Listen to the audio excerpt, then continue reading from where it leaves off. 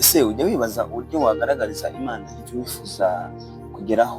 Uburyo wagaragariza Imana ibyo wifuza kuba byo, uko wifuza kuba, ibyo wifuza ko byakubaho mu buzima.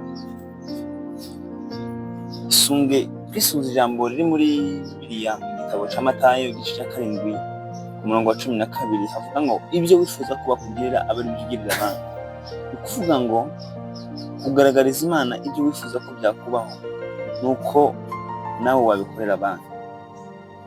Wifuza gutera imbere, gerageza uteze imbere abandi.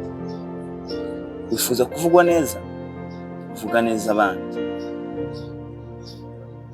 Wifuza kuzagira umugisha, uhesha abandi nawe. Ni ukuvuga ngo ingano y'ibyiza ukorera abandi ni rwo rugero rwiza tureberamo ibyo wifuza ko byakubaho. Ureke guha umwanya ibihe ngo biguhindurire wowe uko wategerezwa kubaho, ahubwo wowe ufate igihe cyawe ugikoresheemo ibyo wifuza ko byakubaho mu gihe kindi cyiza runaka. Uvuga ngo iki gihe cyawe ufite, amasaha 28 ufite y'uyu munsi, agaragaza neza ibyo wifuza ko ejo mu masaha 28 y'ejo hazaza ibizakubaho.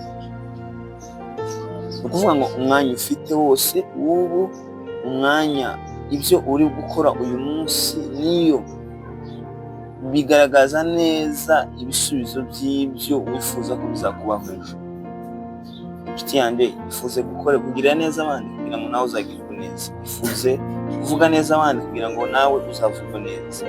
Ifuze guteza imbere abandi kugira ngo nawe uzatera imbere, bazaguteza imbere. Urakoze cyane.